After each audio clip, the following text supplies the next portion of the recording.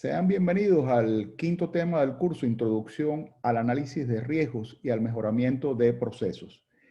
Hemos insistido en que entre las principales tareas de un dueño de procesos se encuentra el aseguramiento del mejoramiento continuo del proceso, así como la optimización de las relaciones entre los diferentes intervinientes que lo ejecutan. Y aunque en sentido general la mejora del proceso está fuera del alcance del presente curso, durante el proceso de documentación se suelen identificar mejoras obvias que no deberían ser dejadas de considerar a la hora de documentarlo. Mejoras que tienen, por ejemplo, que ver con la existencia de actividades o pasos que evidentemente no añaden valor, o incluso actividades o pasos que se ejecutan en un orden, por ejemplo, carente de sentido, o la presencia de puntos de decisión colocados en etapas bien lejanas del proceso, justo cercanos al final y no al principio del proceso, con lo cual los errores se detectan demasiado tarde cuando ya se han acumulado un volumen de defectos considerable. Por otro lado, también suelen detectarse diferentes modos de falla potencial que en caso de no ser gestionados adecuadamente podrían representar importantes riesgos que deben evitarse. En esta presentación precisamente nos vamos a orientar a lo que se llama análisis del modo de falla y de sus efectos. Y en este sentido, debo ante todo puntualizar que una falla de un proceso puede conducir a la pérdida de clientes y puede poner en riesgo hasta la propia supervivencia de una organización. Cada dueño de proceso debe, por tanto, analizar los riesgos de los procesos bajo su responsabilidad y sobre todo debería anticipar los modos potenciales de falla y definir cómo lidiar con ellos en caso de que llegasen a presentarse. Como pueden ver, lo importante es ver antes y estar preparados. Una de las herramientas universalmente utilizadas para facilitar el análisis de las fallas de un proceso es lo que se denomina matriz del análisis del modo de falla y de sus efectos. Esta herramienta parte de la definición de los modos de falla potenciales que pueden presentarse y del cálculo del coeficiente de prioridad de riesgo asociado a cada falla potencial. Este coeficiente permite jerarquizar los modos de falla y identificar entonces soluciones y contramedidas para aquellas fallas que presentan el más alto coeficiente de riesgo. Esta herramienta se utilizó por primera vez a finales de los años 40 por el ejército de los Estados Unidos. Y después en los años 60 fue ampliamente utilizada en la industria aeroespacial, especialmente por la NASA. Ya en los años 70 empezó a usarse en otros sectores, especialmente en el sector automotriz. Por ejemplo, Ford se hizo célebre en esos años por su uso. Y desde entonces se ha convertido en una de las principales herramientas para el análisis de riesgo. Se utiliza tanto para el diseño de nuevos productos y servicios, digamos, antes y durante su lanzamiento, como también se le puede utilizar para corregir fallas de procesos, procesos en funcionamiento, procesos que ya están operativos. La herramienta tiene un formato que clásicamente es el siguiente. Comenzamos por describir los pasos del proceso, son los pasos del proceso que hemos flujogramado y a continuación identificamos todas las formas en que el proceso puede fallar, cualquier desviación que pueda producirse respecto a los requerimientos críticos de calidad del cliente externo e interno. Y esto para cada paso del proceso.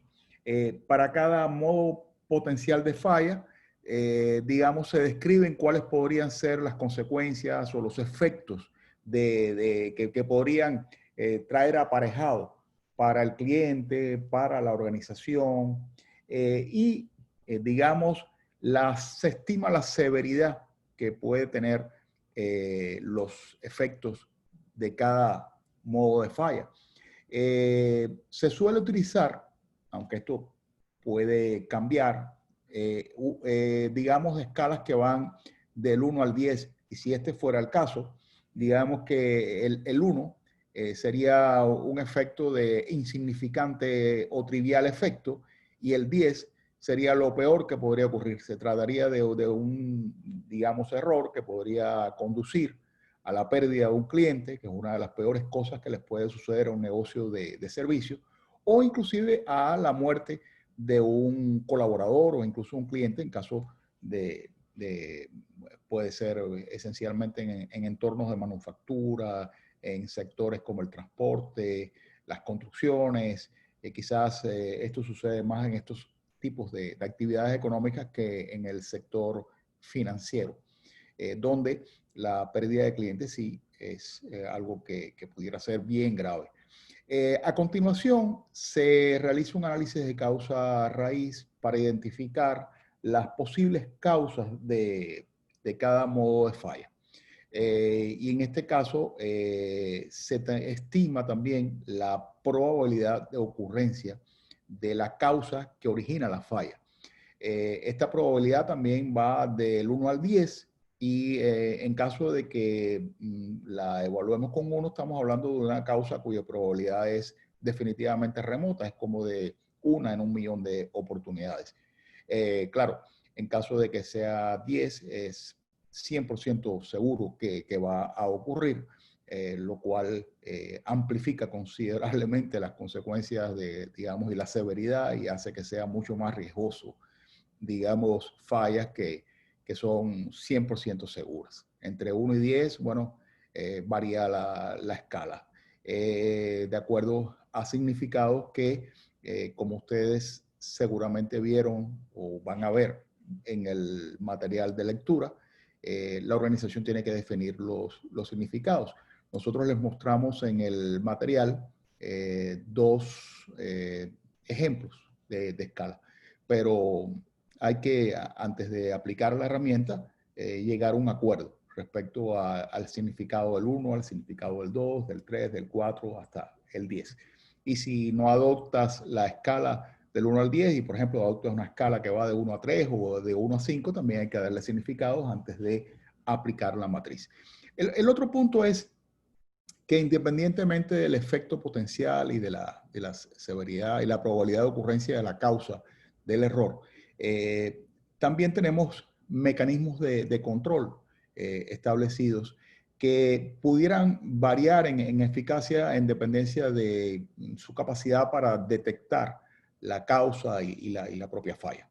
En este caso, por ejemplo, en la medida que más crece, digamos, el valor, o sea, que más nos aproximamos a 10, bueno, disminuye la capacidad de detectabilidad de ese mecanismo de control. Por ejemplo, un mecanismo de control que sea evaluado con 10 no tiene ninguna capacidad para, digamos, enfrentar, identificar o incluso evitar, digamos, el error. Ahora, si, digamos, tiene o es evaluado con el 1, bueno, es 100% seguro o certero. A continuación, entonces, lo que se hace es que se multiplica, digamos, la severidad por la probabilidad de ocurrencia y por la detectabilidad, y eso nos da el coeficiente de prioridad de riesgo. En este tipo de escala que estamos mostrándoles, este es un coeficiente que va a oscilar entre un mínimo de 1 y un máximo de 1.000. Obviamente, aquellos modos de falla que más se aproximen a 1.000 son los que tienen más alto riesgo, representan un más alto riesgo para el negocio. ¿Y por qué representan un más alto riesgo? Bueno, porque tienen los peores efectos, la mayor probabilidad de ocurrencia, y los mecanismos de control existentes, si es que existen, tienen la menor capacidad de detectabilidad y efectividad, digamos, entre todo el conjunto de errores y fallas que se pueden presentar en el proceso. Para los modos de falla de más alto coeficiente de riesgo, bueno, se identifican acciones, soluciones, contramedidas.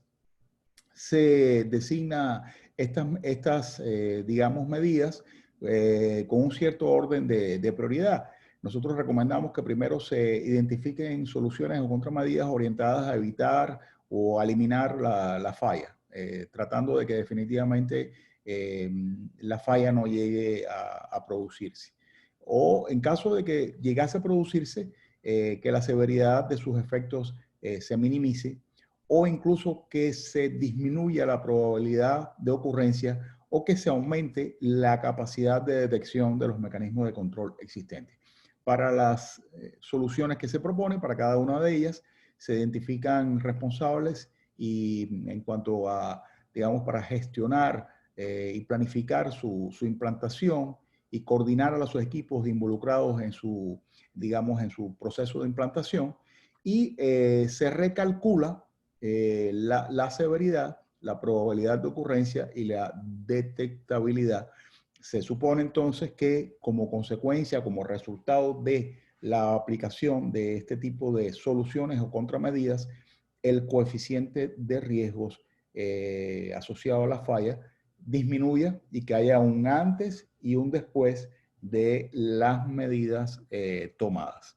Viéndolo así, esta matriz y este procedimiento se convierte no solo en un importante método para el análisis de los riesgos de un proceso, sino también en un importante método para el análisis de las causas de los errores de un proceso y también en una verdadera herramienta de resolución de problemas de un proceso.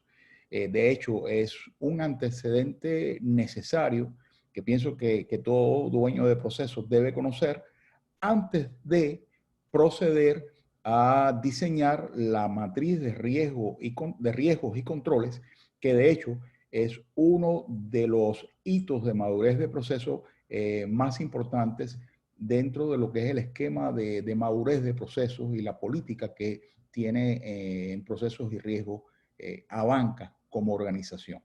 En el marco de lo que es el curso, nosotros compartimos con ustedes un ejemplo que hemos tomado del blog de Lucidchart es un caso bastante interesante que correspondiente al sector salud y aquí se ve claramente cómo, digamos, dentro de los posibles modos de falla del proceso de atención, está el que definitivamente se le prescriba e incluso se le suministre a un paciente, digamos, un medicamento equivocado.